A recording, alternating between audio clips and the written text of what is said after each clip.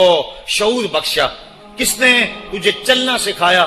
کس نے تجھے بولنا سکھایا؟ کس نے تیری چھاتی میں زور رکھا؟ آج تو کڑیل جوان ہے، آج دولت کے انبار تیرے پاس ہیں، آج تو چودھری ہے، آج تو خان صاحب ہے، آج تو بہت بڑا عالم ہے، آج تو مفتی ہے، آج تو پیر ہے، آج تو منسٹر ہے، آج تو ناظم ہے، آج دنیا تیری باج گزار ہے، آج تیرے دماغ میں وہ قوتیں رکھ دی گئی کہ دنیا کو تو انگلیوں پہ نچا رہا ہے۔ ذرا پلٹ کے دیکھنا پیچھے، ذرا پیچھے لوٹ کے تو دیکھ، تو چار پائی کے سہارے بھی چلنا نہیں جانتا تھا، پھر تجھے چار پائی سے چلنا سکھایا، پھر تو نے چلنا اور چلتا تھا، دو قدم تو گر پڑتا تھا۔ ذرا ماضی کی طرف پلٹ کے دیکھ، اور تو بھول گیا رب کو جس نے تجھے اتنا کچھ دیا۔ چل ماضی کی طرف پلٹ کے نہیں دیکھنا، مستقبل کی طرف ہی جھانک کے دیکھ لے۔ ایک وقت پھر دوبارہ تیرے اوپر ایسا آئے گا، پھر تیری بولتی بند ہو جائے گی، پھر تیرا چلنا بند ہو جائے گا۔ چار پائی سے لگ گیا، مورے میں تکلیف ہو گئی، تو فالج زدہ ہو گیا۔ سارے گھر والے 4 دن تو بڑی خدمت میں لگے رہے، لیکن انہیں اپنے کام بھی تو کرنے تھے، پھر آہستہ آہستہ تجھے اگنور کرنا شروع کر دیا۔ تو بھی اس بات کو سمجھنے لگا۔ پھر وہ وقت بھی آیا کہ تیری چار پائی کو اندر سے اٹھا کے برآمدے میں رکھ دیا کہ بابا کھانستا ہے، بچے جس طرف ہوتے ہیں جراثیم پھیلتے ہیں، اب نوکر تجھے روٹی دینے لگا۔ شام کو بیٹا آتا ہے، 2 لمحے کھڑا ہوتا ہے، پھر اپنے بیڈ روم میں چلا جاتا ہے، تو اس کی صورت کو ترستا رہتا ہے۔ آج تیری زندگی اجیرن بن گئی، پھر تیرے اوپر ایسے حملے بیماریوں کے ہوئے، ایسی تکلیفیں ہوئیں، بولو براز بھی اوپر، لوگ ناک پہ کپڑا رکھ کے تجھے اٹھاتے ہیں۔ اس وقت تو اپنی زندگی سے تنگ آ گیا، تو کہتا ہے ڈاکٹر کو لگا زہر کا ٹیکہ، مجھے موت آ جائے۔ بتا ہم تجھے موت بھی نہ دیتے تو کیا کرتا؟ ہم نے تجھے زندگی دی تھی، یہ ہمارا احسان، اور اب تمہیں موت اگر دیں گے تو یہ بھی ہمارا احسان ہے۔ اگر تو تڑپتا تھا، تیری زندگی جو ہے وہ اجیرن بن چکی تھی، سارے تجھ سے تنگ آ گئے تھے، تیرے بیٹے بھی کہتے دعا کرو اللہ بابے کو پردہ دے دے، سارے تیرے پردہ مانگ رہے تھے، اب بتا کہ ہم تجھے پردہ بھی نہ دیتے تو کیا کرتا؟ ثم اماتہ فاقبرہ، شکر کر ہم نے تجھے موت عطا کر دی، فاقبرہ، اور پھر اس کے بعد تجھے قبر دی۔ کتا بھی تو مرا تھا، گھسیٹ کے روڑی پہ ڈال دیا، بکری بھی تو مری تھی، گھسیٹ کے روڑی پہ ڈال دیا، تجھے بھی روڑی پہ ڈال دیا جاتا تو کیا تھا؟ لیکن کہا نا یہ میرا شاہکار ہے، پہلے سے غسل دو، بیری کے پتے بھی ڈال لینا، صفائی خوب ہو جائے، اس کو چٹے لباس کا کفن دو، اس کے سند سند پہ خوشبو ملو، اس کو سلگھاؤ، خوشبوئیں سلگھاؤ، اس کو خوبصورت چارپائی پہ ڈالو، اس کے اعضائے سجدہ پہ مشک ملو، اور اس کی جو ہے وہ چارپائی کے دائیں بائیں پھول رکھو، اور اب سارا زمانہ تیرا منہ دیکھنے آ رہا ہے، ذرا سوچ تیرا منہ دکھانے کے قابل ہے؟ اور پھر کہا اب اس کو اٹھاؤ، قبرستان میں لے چلو، زمانہ آ گیا، تو آج دولہا بنا ہوا ہے اور زمانہ تیری برات بنی ہوئی ہے، اور کہا کہ ایک آدمی نہ اٹھائیں، اس کا پروٹوکول ہے، اس کو 4 آدمی اٹھائیں، کندھا بھی بدلتے رہیں، کہا زیادہ تیز بھی نہ چلنا، میرے شاہکار کو کہیں جھٹکا نہ لگے، اور پھر تیرا پروٹوکول امام کعبہ بھی ہو تو وہ پیچھے ہے، تیری لاش آگے۔ تو نے ہمارے ساتھ کیا کیا، ہم نے تیرے ساتھ کیا سلوک کیا؟ یا ایھا الانسان ما غرک بربک الکریم، ہم نے کہا اس کے لیے چھوٹا سا گھر بنا دو، اور اس کے اندر پردے میں اس کو رکھ کے اوپر سے مٹی ڈال دو، اوپر پھول ڈال لو، اور پھر اتنی دیر تک کھڑے رہو جتنی دیر تک اونٹ کو ذبح کرتے ہیں، اس کی کھال ادھیڑتے ہیں، اس کا گوشت بناتے ہیں، پھر اس کو تقسیم کرتے ہیں، اور پھر آؤ تو دعائیں شروع کر دو، کبھی کل کی محفل سجا دو، کبھی 10ویں کی، کبھی چہلم کی۔ اے انسان، تیرے ساتھ جو کچھ ہوا لوگوں کی نظروں کے سامنے تجھے رسوا تو نہیں کیا میں نے؟ یا ایھا الانسان ما غرک بربک الکریم، ذرا پیچھے پلٹ کے دیکھ لے، نہیں تو آگے جھانک کے دیکھ لے، تجھے کبھی تو شرم آئے گی، تو کہاں بھٹک گیا، کہاں بہہ گیا۔ آ جا اس کریم رب کی طرف جو 70 ماؤں سے زیادہ پیار کرتا ہے۔ آنا تو نے ہے ہی، آج نہیں تو کل آئے گا، تو کل جو پھر کفن میں منہ چھپا چھپا کے آتا پھرے گا، آج کھلے منہ ہی آ جا۔ آج میری رحمتیں تیرا بڑھ بڑھ کے استقبال کر رہی ہیں۔ روبی بن حراش ایک بزرگ ہوئے اور تابعی ہیں، تابعی وہ تھا جس نے صحابی کو دیکھا ہو، ساری زندگی ان کے چہرے پہ مسکراہٹ نہیں آئی، وہ کہتے تھے کیا خبر میرا انجام کیا ہوگا۔ شیخ سعدی فرماتے ہیں جب تو دنیا پہ آیا تھا نا تو روتا تھا، یہ سارے ہنستے تھے۔ بچہ جب پیدا ہوتا ہے تو اور اس کا رونا اس کی زندگی کی دلیل ہے۔ جب تک بچہ چیختا نہیں سارے پریشان ہوتے ہیں، آواز نہیں آ رہی، پتہ نہیں زندہ ہے کہ جو ہے وہ گوشت کا لوتھڑا ہے۔ جب بچہ چیختا سارے خوش ہو جاتے ہیں، مبارکیں دیتے ہیں، مٹھائیاں بانٹتے ہیں، تو اس کا رونا اس کی زندگی پہ دلیل۔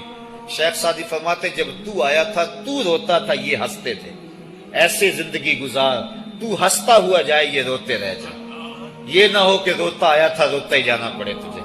ربی بن حراش ساری زندگی نہیں مسکرائے، فرماتے تھے کیا خبر میرا انجام کیا ہوگا۔ وقت بیتتا گیا، آخر میں فوت ہو گئے۔ ان کا بھائی ربی بن حراش غسال کو بلا لایا کہ میرے بھائی کو غسل دو۔ غسال جب غسل دینے کے لیے داخل ہوا تو فوراً باہر پلٹ آیا۔ ربی پوچھنے لگا کیا ہوا ہے؟ کہا یار تیرا بھائی بڑا عجیب ہے۔ کہا ہوا کیا ہے؟ کہا نحنو نغتسلہ وہو یتبسم، ہم اسے غسل دیتے ہیں وہ آگے سے مسکراتا ہے۔ کہا اس نے قسم کھائی تھی جب تک اپنا اچھا انجام نہیں دیکھوں گا نہیں مسکراؤں گا۔ اس کو امام ابو نعیم نے حلیہ میں لکھا، روز الانف کے اندر امام سہیلی نے لکھا، قاضی ایاس مالک اندلسی نے شفا میں لکھا، اور اسی کو امام جلال الدین سیوطی علیہ رحمہ نے جو ہے وہ الخصائص الکبریٰ میں لکھا۔ کہا یا تیرا بھائی بڑا عجیب ہے، ہم اسے غسل دیتے ہیں وہ آگے سے مسکراتا ہے۔ تو اس نے قسم کھائی تھی جب تک اچھا انجام نہیں دیکھوں گا نہیں مسکراؤں گا۔ آج اس نے اپنا اچھا انجام دیکھ لیا تبھی تو مسکرا رہا ہے۔ 12 لوگوں کے 2 گروہ بن گئے۔ ایک کہنے لگے کہ یار یہ ویسے گڑی ہوئی بات ہے، بھلا کوئی بندہ مرنے کے بعد بھی مسکرا سکتا ہے۔ ایک گروہ کہتا ہے یار بندہ بڑا اچھا تھا، ہو سکتا ہے کہ مرنے کے بعد مسکرایا ہو، زندگی تو اس نے دکھ سے گزاری لیکن بعد میں تو سکھ ملا ہوگا۔ اتنے میں انہیں غسل دے دیا گیا اور لوگ اکٹھے ہو کے ان کے گھر آ گئے، انہیں کفن دے کے پٹڑے پہ ڈال دیا گیا۔ ربی بن حراش نے جب لوگ باتیں کر رہے تھے، کوئی کہہ رہا تھا صحیح ہے کوئی کہتا ہے غلط تھا، تو اس نے کفن سے ہاتھ باہر نکالا اور لوگوں کو کہا السلام علیکم۔ لوگوں نے کہا وعلیکم السلام، اتتکلم بعد الموت، عجیب بات ہے مرنے کے بعد باتیں کر رہے ہو۔ قال نعم اتکلم بعد الموت، کہا ہاں ہاں میں مرنے کے بعد ہی باتیں کر رہا ہوں۔ عرش فرش تے بانگا ملیاں تے مکے پہ گیا شور، بلے شاہ سا مرنا نہیں تے گور پیا کوئی ہور۔ فَلَنُحْيِيَنَّهُ حَيَاتًا طَيِّبَةً، ان کو حیات طیبہ بخش دی جاتی ہے جو اللہ کے نام پہ اپنی زندگی گزار دیتے ہیں۔ میرا رب کہتا ہے کہ میں ان کو مرنے نہیں دیتا، ان کو ستھری اور پاکیزہ زندگی دیتا ہوں۔ اور اقبال کہتا ہے فطرت ہستی شہید آرزو رہتی نہ ہو، خوب تر پیکر کی اس کو جستجو رہتی نہ ہو۔ موت کو سمجھا ہے غافل اختتام زندگی، یہ ہے شام زندگی صبح دوام زندگی۔ تو کہا ہاں ہاں مرنے کے بعد باتیں کہوں۔ لوگوں نے کہا بتا پھر تیرے رب نے تیرے ساتھ سلوک کیا کیا؟ تو ربی جو فوت ہو چکا ہے کہتا ہے استقبلنی ربی غیر غضبان واستقبلنی بروح و ریحان۔ کیا پوچھتے ہو، اس کے قدرت والے چہرے پہ کوئی غصہ نہیں تھا، اس نے روح و ریحان کے پھولوں کے ہار میرے گلے میں ڈالے۔ لوگوں نے باتیں پوچھنا شروع کر دی، موقع مل گیا ایک مردہ بول پڑا، کوئی ادھر کی پوچھ رہا ہے کوئی ادھر کی پوچھ رہا ہے۔ امام ابو نعیم لکھتے ہیں کہ جب لوگوں نے سلسلہ کلام طویل کر دیا تو ربی بن حراش نے کہا اجلوا بی ولا تؤخروا بی لان ابا القاسم ينتظر علی الصلاۃ، دیر نہ کرو مجھے جلدی جلدی قبرستان میں لے جاؤ، تم مجھے باتوں میں لگا رہے ہو، امام الانبیاء میرے جنازے کا انتظار فرما رہے ہیں۔ لوگوں نے جنازہ پڑھا اور اپنے گھروں میں آنے کی بجائے سیدھا ام المومنین حضرت عائشہ صدیقہ رضی اللہ تعالی عنہا کی چوکھٹ پہ چلے گئے اور جا کے سارا ماجرا کہا۔ وہ ابھی باقاعدہ حیات تھی، کہ ایک آدمی نے مرنے کے بعد یوں باتیں کی ہیں، آپ اپنی رائے بتائیں کہ یہ کیا ہو سکتا ہے۔ تو ام المومنین رضی اللہ تعالی عنہا نے فرمایا تم کیوں پریشان ہو گئے ہو؟ میرے سرتاج آقا فرما گئے ہیں کانا رجل من امتی یتکلم بعد الموت، میری امت میں ایسے مرد بھی ہوں گے جو مرنے کے بعد باتیں کیا کریں۔ وہ لوگ جنہوں نے اپنی زندگی اللہ کے نام لگا دی اور اس کے ذکر کے نام لگا دی، وہ مرنے کے بعد بھی ابدی اور سرمدی زندگی پاتے ہیں۔ اور جو لوگ اللہ سے بے بہرہ ہیں، اس کی خشیت سے جن کا سینہ خالی ہے اور دین کا چراغاں جن کے سینے میں نہیں ہے، وہ چلتے پھرتے بھی مردہ ہیں۔ ان کے سینے میں دھڑکتا ہوا دل تو ہے لیکن تمانیت کا نور اس میں نہیں رکھتے ہیں۔ وہ دھرتی کے اوپر چلتے تو ہیں لیکن دھرتی کا بوجھ ہیں، لیکن یہ لوگ وہ دھرتی کی چھاتی میں ہیں لیکن دھرتی کا وقار ہے۔ ان کی قبروں سے بھی زندگی پھوٹ رہی ہے اور ضیائیں پھوٹ رہی ہیں۔ میں جب بھی کبھی لاہور گیا ہوں تو ایک منظر مجھے اپنی طرف کھینچتا ہے، جب میں دریائے راوی کے اس پار ہوتا ہوں تو میں ایک قبر دیکھتا ہوں جس پہ حسرتیں برس رہی ہیں۔ وہ بر صغیر کا مطلق العنان حکمران، جس کی کے اشارہ ابرو سے ہندوستان کی تقدیر بدلتی تھی، آج چند تاش کھیلنے والی ٹولیاں اس کی قبر پہ بیٹھی ہیں۔ اس کی محبوب بیوی جو بادشاہ کے پیچھے بیٹھتی تھی اور پردہ پیچھے لٹک رہا ہوتا، بادشاہ کا کوئی فیصلہ اسے ناگوار ہوتا، پیچھے سے وہ کمر ٹھونکتی، بادشاہ فیصلے بدل لیتا۔ جس کے اشارہ ابرو سے ہندوستان کی تقدیر کے فیصلے تبدیل ہوتے تھے، اس کی قبر بھی ساتھ ہی اندھیرے میں ہے۔ اور اس کی بیٹی کی قبر کے اوپر زیب النساء کے مقبرے پہ لکھا ہے، بر مزار ماں غریباں، نہ چراغے نہ گلے، نہ پرے پروانہ سوزد، نہ صدائے بلبلے۔ ہم غریبوں کی قبر پہ کون چراغ جلانے آئے گا، کون پھول ڈالنے آئے گا؟ نہ کوئی بلبل گیت گانے آئے گی اور نہ کوئی پروانہ پر جلانے آئے گا۔ یہ وہ جو مطلق العنان تھے، یہ ان کی قبر کی کہانی سنائی۔ اور جب میں دریائے راوی کا کنارہ پار کرتا ہوں تو ایک لوح مزار وہ بھی ہے جہاں جلی حروف میں لکھا ہے، گنج بخشے فیض عالم، مظہر نور خدا، ناکساں را پیر کامل، کامراں را رہنما۔ جب زندگی ایک طرح کی نہیں ہوتی تو پھر موت بھی ایک طرح کی نہیں ہوتی۔ جب دنیا پہ رہنے والے لوگ ایک طرح سے زندگی نہیں گزارتے تو ان کی برزخ بھی ایک طرح کی نہیں ہوتی۔ تو یہ ہیں وہ لوگ جن کی قبروں پہ آج بھی چراغاں ہیں، جن کے نام کا آج بھی تنتنا ہے۔ 1000 سال گزر گئے، ان کی نسبی اولاد تو کوئی نہیں ہے، انہوں نے شادی بھی نہیں کی تھی، لیکن اس کے باوجود دن کو چلے جاؤ، کڑکتی دوپہر کو چلے جاؤ، برستی بارش میں چلے جاؤ، لمبی رات کی تنہائی میں چلے جاؤ، موسم کی کسی بھی شدت میں چلے جاؤ، حکومتوں کے بدلتے ہوئے ماحول، مارشل لاؤ کی کیفیتیں، جس دور جس حالت میں مرضی جاؤ، آپ کو وہاں میلہ نظر آئے گا، وہاں ہجوم عاشقہ نظر آئے گا۔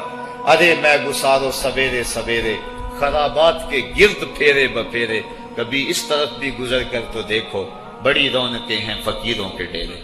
تو وہ لوگ جنہوں نے اپنی زندگی اپنے مالک کے نام گزاری، وہی زندہ ہیں، وہ سرمدی اور ابدی زندگی پائے ہوئے ہیں۔ صاحبو، اب میرے اور آپ کے پاس سانسوں کا موقع موجود ہے، ورنہ یہ سانسیں تیزی کے ساتھ پگھل رہی ہیں۔ میں کل امام راضی کو پڑھ رہا تھا، وہ کہتے ہیں، ایک بزرگ فرماتے ہیں، مجھے سمجھ نہیں آ رہی تھی ان الانسان لفی خسر کی، کہ بے شک انسان گھاٹے میں ہے۔ تو میں سوچ رہا تھا کیسے گھاٹے میں ہے، تو کہا کہ مجھے سمجھ اس طرح آئی کہ میں بازار گیا، میں نے ایک شخص کو دیکھا جو پھٹے پہ برف رکھ کے بیچ رہا تھا، اور آواز کیا لگا رہا تھا، ارحمو ارحمو من یذوب راس مالہ، اور رحم کرو اس بندے پہ، اگر تم نے تھوڑی بھی دیر لگا دی اور میرے سے سودا نہ خریدا تو میرا جو راس المال ہے میرا وہ بھی لٹ جائے گا، کیونکہ برف تو میری پگھلی جا رہی ہے، اور اگر تم نے خرید لی میری برف تو میرے پیسے کھڑے ہو جائیں گے، اور اگر تم نے میری برف خریدنے میں دیر کر دی تو جو میں نے پیسے لگائے ہیں میرے وہ بھی پورے نہیں ہوں گے۔ تو وہ کہہ رہا تھا ارحمو من یذوب راس مالہ، وہ کہتے ہیں مجھے ان الانسان لفی خسر کی سمجھ نہیں آ رہی تھی، اس کے اس جملے کو سن کے سمجھ آ گئی کہ انسان جلدی جلدی اپنی سانسوں کو گوا رہا ہے، اسے چاہیے کہ جلدی جلدی ان سانسوں سے کام لے لے، ورنہ یہ سانسوں کی برف پگھل جائے گی اور اس کی یہ پونجی بھی برباد ہو جائے گی۔ تو صاحبو، میں اور آپ لمحہ لمحہ موت کے قریب ہو رہے ہیں، لمحہ لمحہ موت کے قریب ہو گئے۔ آج میں دوپہر کو بیٹھا تھا تو وہ ایک شخص آ کے میاں صاحب کا شعر پڑھنے لگا، دیگر تے دن گیا محمد، اوڑک نو ڈب جانا۔ تو میری نظر چلی گئی، میں نے کہا ابھی تو 10 بجے ہوں گے، تو میں نے کہا صبح کے 10 بھی بج گئے ہیں اور پھر 12 بھی بج جانے، پھر ظہر بھی ہوگی، پھر دیگر بھی ہوگی، اور اس کے بعد پھر شام بھی ہو جانی ہے۔ اب ہم دیگر تک تو پہنچ گئے ہیں، اب شام کے تدلکے بھی قریب ہو گئے ہیں، تو یہ دن ڈوب جانا ہے تھوڑی دیر کے بعد۔